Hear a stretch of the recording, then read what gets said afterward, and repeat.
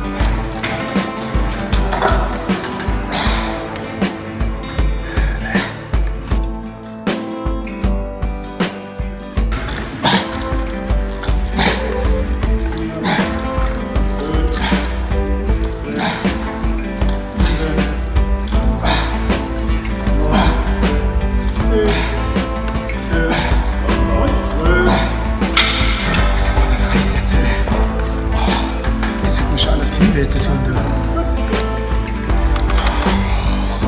So Leute, das war's für heute. Kurz, schmerzlos und zum Schluss intensiv. Ihr seht's ja. Und mal wieder ein anderes Beintraining. Das Blöde ist natürlich, dass ich den Mittwoch wieder einen schönen Muskelkater haben werde beim Training, was ich eigentlich nicht so gebrauchen kann. Aber naja, was soll's.